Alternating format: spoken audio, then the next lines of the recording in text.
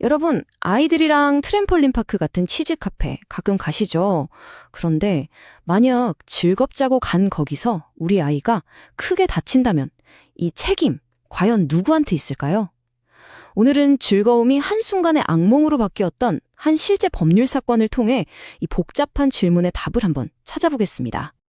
자, 지금 보시는 이 서류요. 그냥 평범한 법률 문서처럼 보이죠?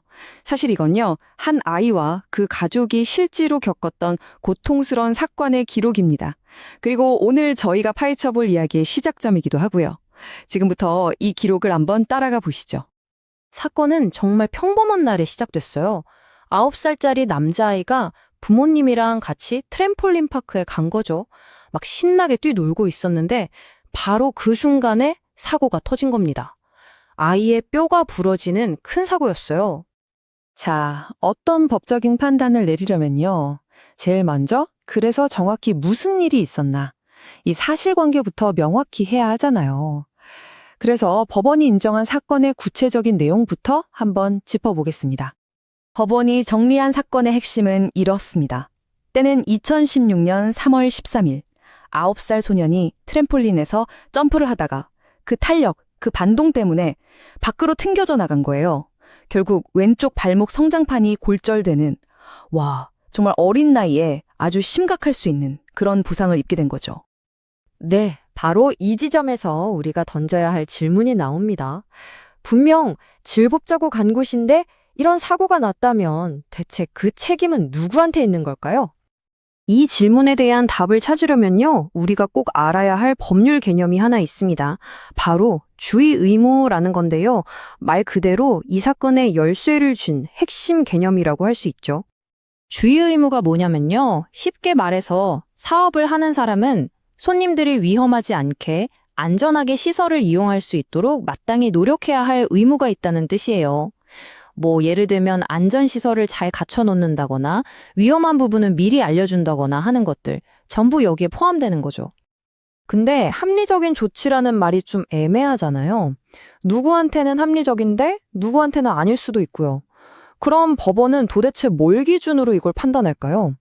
바로 과거에 있었던 비슷한 사건들의 판결, 그러니까 판례를 들여다보면서 그 기준을 찾아냅니다. 자, 그래서 지금 이 사건을 제대로 이해하려면 과거에 비슷한 사건들을 법원이 어떻게 판단했는지 한번 봐야 합니다. 이걸 우리가 판례라고 부르는데요. 아주 대조적인 두 가지 사례를 한번 같이 보시죠. 법원이 참고한 두 가지 사례가 정말 극과 극이에요. 먼저 안전조치를 아주 잘했던 스케이트파크 사례를 볼게요. 여기는 안전 요원도 있고 규칙도 붙여놓고 보호장비도 꼭 착용하라고 했어요. 법원은 이 정도면 주의 의무를 다했다고 본 거죠. 반면에 안전이 허술했던 마트 무빙워크 사고가 있었어요. 담당 직원도 없고 비상 버튼도 없고 완전 엉망이었죠. 당연히 법원은 사업자 책임이라고 판단했습니다. 이 두 사건의 차이가 바로 그 합리적인 조치가 있었냐 없었냐 이거죠. 실제로 이번 사건 판결문을 보면요, 방금 말씀드린 이 두 가지 판례가 그대로 인용되어 있어요.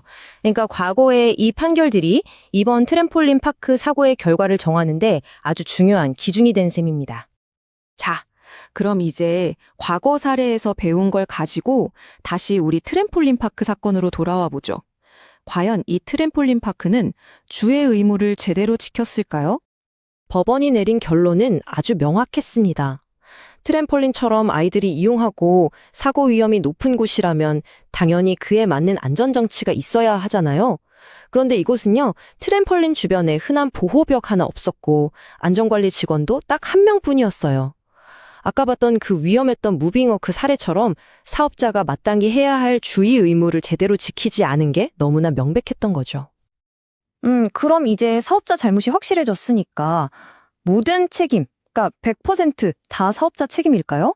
언뜻 생각하면 당연하지 싶잖아요. 그런데 법원의 생각은 조금 달랐습니다. 이게 좀 놀라운 부분인데요. 법원은 책임을 전부 사업자에게만 묻지는 않았어요. 물론 사업자 책임이 70에서 80%로 가장 크다고 봤지만 피해를 입은 아이와 부모 쪽에도 20에서 30% 정도의 책임이 있다고 본 겁니다. 이렇게 책임을 나누는 걸 법에서는 과실상계라고 부릅니다. 용어는 좀 어려운데 내용은 간단해요. 사고가 나는데 피해자 쪽에도 조금이라도 부주의한 점이 있었다면 그만큼 가해자가 물어줘야 할 돈을 깎아주는 제도라고 보시면 됩니다. 아니, 다친 사람한테도 책임이 있다니 이게 무슨 소리일까요? 물론 안전장치를 제대로 안 한 사업자 잘못이 제일 크죠. 그건 맞아요. 하지만 법원은 두 가지를 더 생각한 겁니다. 첫째, 부모는 아이를 보호하고 이런 시설을 이용하기 전에 안전교육을 시킬 책임이 있다는 점. 그리고 둘째, 9살이면 그래도 어느 정도는 이러면 위험하겠다 하고 알 수 있는 나이라는 점. 이 세 가지를 다 고려해서 책임 비율을 정한 거예요. 자, 이렇게 책임 비율이 정해졌고요. 이제 남은 건 이 부상에 대한 금전적인 보상, 즉 배상액을 얼마로 할 건지 결정하는 일이겠죠. 아이가 겪었을 고통, 그리고 치료받는 과정, 정말 힘들었을 텐데요. 과연 법원은 이 고통의 가치를 돈으로 얼마나 계산했을까요? 법원이 정신적인 고통에 대한 배상금, 즉 위자료로 인정한 금액은 400만 원에서 500만 원 사이였습니다. 이 금액은요, 문서에도 나와 있듯이 부상이 얼마나 심했는지, 치료는 얼마나 걸렸는지, 또 정신적으로 얼마나 힘들었는지 이런 걸 다 합쳐서 나온 결과입니다. 아, 그리고 여기서 아주 중요한 게 있어요. 아까 말한 과실상계 원칙이 여기서 적용됩니다. 그러니까 이 금액에서 피해자 측 책임 비율이 20에서 30%만큼은 뺀 금액이 실제로 받게 되는 돈인 거죠. 자, 지금까지 하나의 사고를 아주 깊숙이 들여다봤는데요. 그렇다면 이 이야기가 오늘을 사는 우리에게 남기는 교훈은 과연 뭘까요? 이 사건을 통해 우리가 꼭 기억해야 할 몇 가지가 있습니다. 첫째, 사업자는 손님의 안전을 지켜야 할 아주 무거운 법적 책임이 있다는 것. 둘째, 하지만 안전은 사업자 혼자만의 몫이 아니라 부모, 그리고 이용자 모두가 함께 만들어가는 공동의 책임이라는 것. 또 법은 과거의 사례를 통해 합리적인 기준을 찾아낸다는 점. 그리고 사고 책임이 무자르듯 한쪽에만 100% 있는 게 아니라 여러 요소를 따져서 나눌 수도 있다는 점을 보여줍니다. 오늘 이 이야기가 단순히 이런 사고가 있었대 하고 끝나는 게 아니라 앞으로 여러분이 안전을 보는 시각에 작은 변화를 드렸으면 좋겠습니다. 다음에 아이와 함께 공원이나 놀이공간에 가셨을 때 그냥 신나게 노는 모습만 보지 마시고 우리 아이가 안전하게 놀 수 있도록 어떤 장치들이 있을까? 혹시 위험한 건 없을까? 이렇게 한 번쯤 주변을 둘러보게 되지 않을까요? 오늘 준비한 이야기는 여기까지입니다. 감사합니다.